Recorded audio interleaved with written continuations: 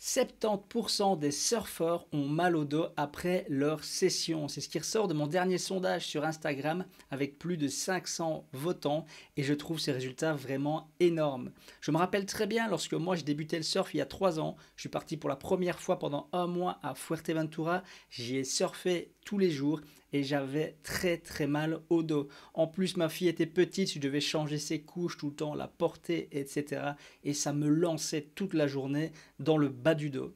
Alors c'est normal parce qu'évidemment sur une planche de surf, on n'est pas habitué à être dans cette position où on est couché sur le ventre et on doit cambrer le dos. On rame pendant plus de 80% d'une session, donc on passe beaucoup de temps avec ce dos cambré, avec les muscles du dos contractés en permanence, ce qui va amener finalement des courbatures et ce qui va nous donner mal le jour de la session et les jours qui suivent. Dans cette vidéo, je te donne un exercice qui va te soulager tout de suite. Tu vas le faire et directement tu vas voir que ça va détendre ton dos, tu vas te sentir beaucoup mieux. Ensuite, je vais te donner 2 exercices là à pratiquer plutôt sur le long terme pour améliorer la souplesse de ta colonne et vraiment retrouver de la mobilité dans chacune de tes vertèbres. Car évidemment, c'est un peu le problème aujourd'hui. On passe beaucoup de temps assis dans une voiture, devant la télé, derrière un ordinateur, devant notre téléphone et on va avoir vraiment tendance à tout le temps passer nos journées à avoir les épaules qui vont rentrer vers l'avant et à voûter le dos plutôt que faire l'inverse qu'on fait sur la planche de surf et justement s'étendre et légèrement cambrer. Pour le premier exercice, tu as juste besoin d'une serviette que tu vas rouler comme ceci. Tu vas devoir la placer derrière ton dos. C'est vraiment très bien pour commencer. Et lorsque tu progresses, que tu sens que la serviette ne force plus assez, ne met plus assez de pression, tu vas pouvoir passer à l'étape suivante en utilisant ce qu'on appelle une pin-up.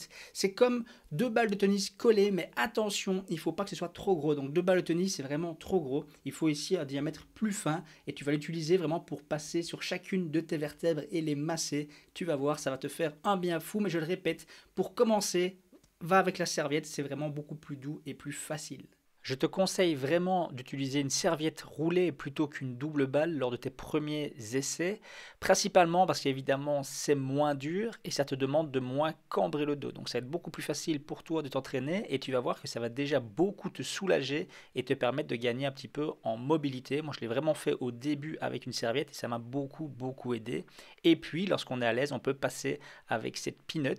Et là l'exercice il est simple, donc on place la serviette ou la pin-up dans le dos, on commence par la vertèbre du bas la plus proche du bassin, on la place dans le dos et puis on va simplement étendre et tendre les bras derrière la tête. On va bien respirer à chaque coup et là on va pouvoir passer 10, 15, 20, 30 secondes sur chaque vertèbre suivant ce que tu ressens et puis tu vas vraiment chaque fois déplacer la pinote et la faire monter progressivement de vertèbre en vertèbre jusqu'à arriver à ta nuque. Tu peux bien sûr faire cet exercice pendant 1 heure s'il te soulage, s'il te fait du bien. Tu peux redescendre sur une vertèbre qui est encore un petit peu douloureuse.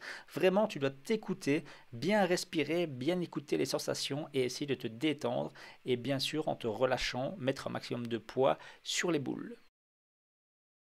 L'objectif de cet exercice est de retrouver de la mobilité dans chacune de tes vertèbres en enchaînant les dos creux, dos rond, en essayant de ne faire bouger qu'une vertèbre à la fois, un peu comme si une vague se propageait dans ton dos. Pour cela, tu vas partir de la position dos creux comme dans l'exercice précédent et tu vas progressivement aller vers un dos rond en essayant vraiment de faire bouger une seule vertèbre à la fois jusqu'à te tendre sur la pointe de tes doigts.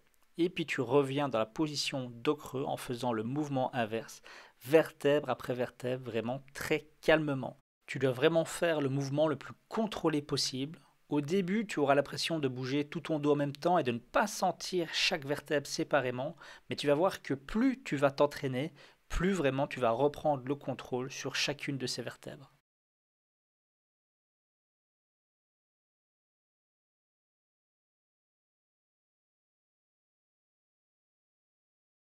Pour effectuer cet exercice, tu te mets d'abord debout sur un tapis de yoga, puis tu commences par ramener ton pied arrière ou avant vers l'arrière en posant ton genou au sol et en gardant le dos bien droit, puis tu amènes le deuxième pied juste à côté.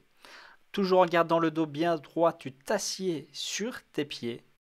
Tu vas ensuite te placer en position de l'enfant. Pour ça, tu vas étendre tes mains vers l'avant et vraiment te laisser aller. Donc les mains et les avant-bras bien plaqués au sol. Et là, tu profites de la position pendant plusieurs secondes pour vraiment laisser aller ton dos et le relâcher. Tu te redresses ensuite pour te mettre en position dos creux. Tu vas pour cela pousser sur tes bras en gardant les mains bien hautes. Tu vas lever les fesses en gardant un angle droit entre tes mollets et tes cuisses. Et puis tu écartes tes pieds vers les extrémités. Tu vas maintenant plaquer le bassin au sol en gardant les bras bien tendus. Tu vas pousser sur ces bras, sur les épaules, garder la nuque bien droite et cambrer ton dos pour te retrouver dans une belle position cobra. Tu peux ensuite revenir en position de l'enfant, puis répéter l'exercice.